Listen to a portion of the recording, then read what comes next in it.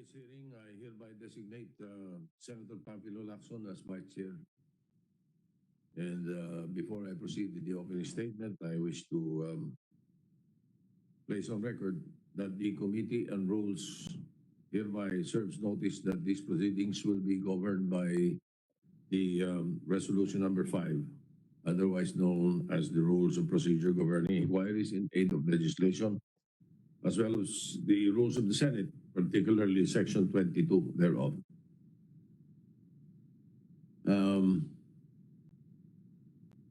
If our resource persons are already settled, we may start. On May 6, 2020, the Committee of the Whole has been constituted in order to conduct a series of hearings for this body to be informed of the then state of the country in the midst of the COVID-19 crisis. For today, the committee has been directed to conduct an inquiry in aid of legislation on 3 resolutions. PS Resolution 361, introduced by Senator Laila de Lima. PS Resolution 474, introduced by Senator Francis Pangilinan. And PS Resolution 475, introduced by this representation and Senator Panfilo Lacson, all pertaining to call for an inquiry in aid of legislation for the alleged rampant corruption, irregularities, as well as inefficiencies surrounding the Philippine Health Insurance Corporation, or Philhealth, that may lead to the failure of the delivery of health services due to fund misuse amounting to billions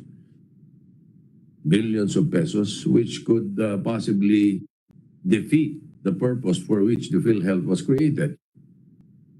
Copies of the resolutions have earlier been sent to all our resource persons, and I hope that they are all prepared to present their respective position papers.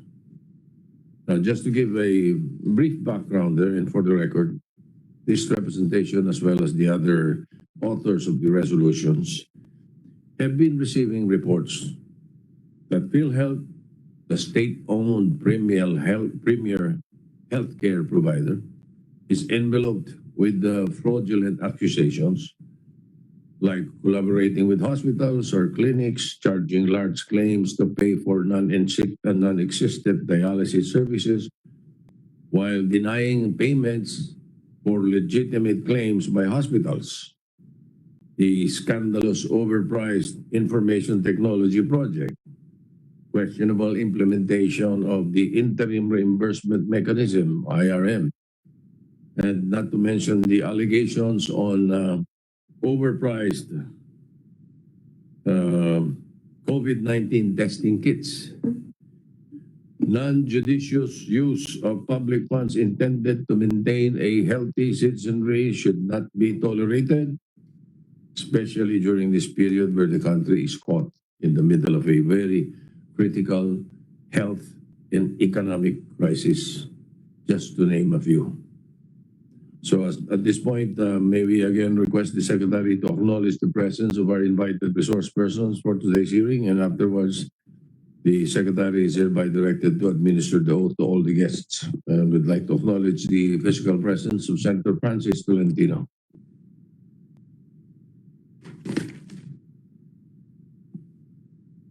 Present in today's hearing are the following resource persons from Philhealth. Brigadier General Ricardo Morales, President and CEO. Mr. Arnel De Jesus, Executive Vice President and Chief Operating Officer. Brigadier General Agustus De Villa, Senior Vice President, Operations for all areas and PROs. Ms. Jovita Aragona, Senior Vice President, Chief Information Officer. Mr. Renato Limsiaco Jr., Senior Vice President, Fund Management Sector. Mr. Dennis Mas, Senior Vice President, Management Services Sector. Mr. Rodolfo B. Del Rosario Jr., Senior Vice President, Office of the SVP Legal Sector. Mr. Israel Francis Pargas, Senior Vice President, Health Finance Policy Sector. Ms. Nerissa R. Santiago, Acting Senior Vice President and Concurrent Vice President, Data Protection Officer. Attorney Jonathan Mangawang, Corporate Secretary, Philhealth Board of Directors. Dr. Susan Mercado, Member, Board of Directors. Brigadier General Marlene Padua, Member, Board of Directors. Attorney Roberto Labe Jr., Corporate Legal Officer.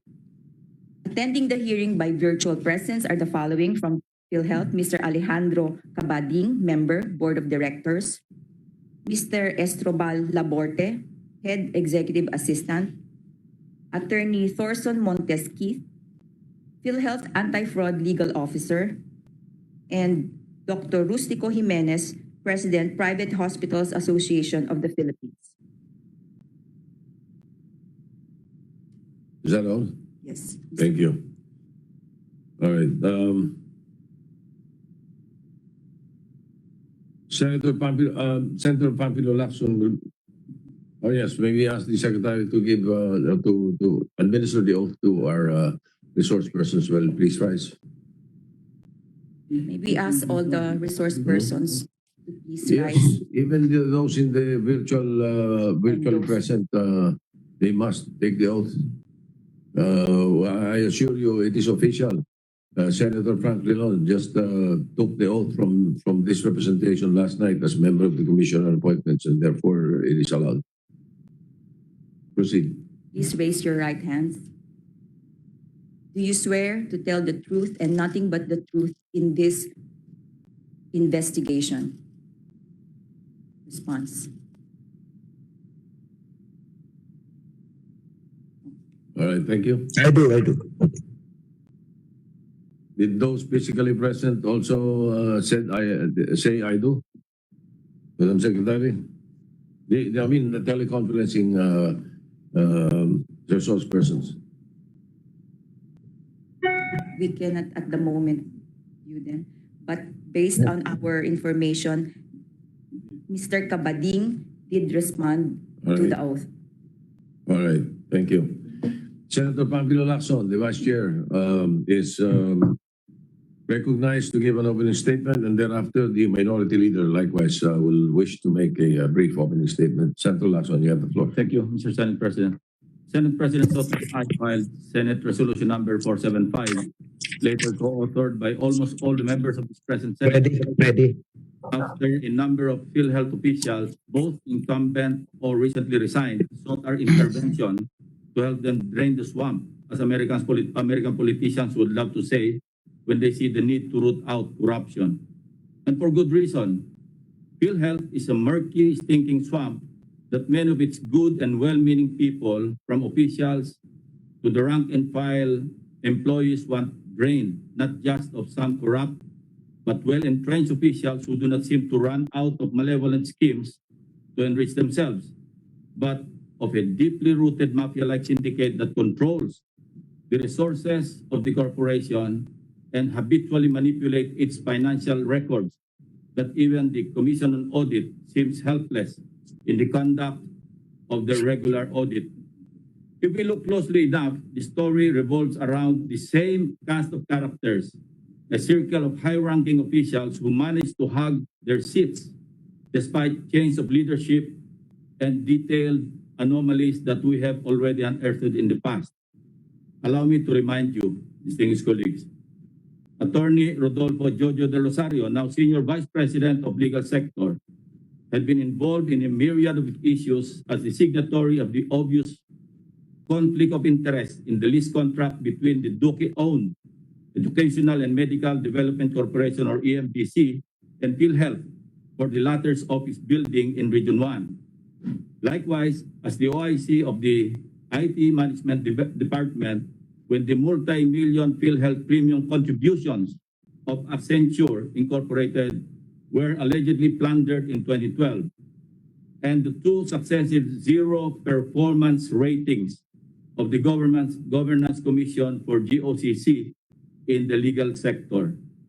Dr. Israel Ispargas, the Senior Vice President for Health Finance Policy Sector, and Corporate Secretary Jonathan Mangawang, who steered the allegations of Philhealth Board's grave abuse of discretion by reversing the Court of Appeals' final and executory judgment of Perpetual Soccer Hospital's 3-month suspension and 10,000 peso fine.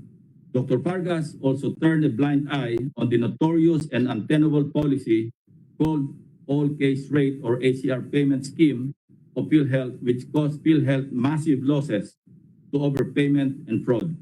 Mr. Dennis Mas, Senior Vice President for Management Services Sector, was charged by the Ombudsman for his involvement in the POEA fake receipt scam. Mr. Mas also deliberately failed to disclose the undesirable record of the 5 recently promoted Philhealth personnel despite their involvement in big-time scams. Just for the last 5 years, Mr. President, 2014 to 2018, as the 2019 report is not yet available on the COA website, I would like to share with you, my distinguished colleagues, the following. As of December 31, 2018, disallowances, 6.64 billion pesos. As of December 31, 2017, disallowances, 6.12 billion pesos. As of December 31, 2016, disallowances, 5.08 billion pesos. As of December 31, 2015, disallowances, 5.02 billion pesos. As of December 31, 2014, disallowances, 3.98 billion pesos. Notice Philhealth's recurring pattern of violations of auditing rules in terms of suspensions, disallowances, and charges. Today, even in the middle of a global pandemic, Philhealth continues to face a train of anomalies, this time involving 3 major issues that we are tackling today. 1, Philhealth's overpriced information and communications technology equipment. 2, manipulation of Philhealth's financial statements. And 3, the highly irregular implementation of advance payments to healthcare institutions through the interim reimbursement mechanism policy, among other corrupt practices. We dare ask, why would maternity care package providers and freestanding dialysis centers, which do not even cater to COVID-19 patients, receive COVID-19 advance payments from Philhealth?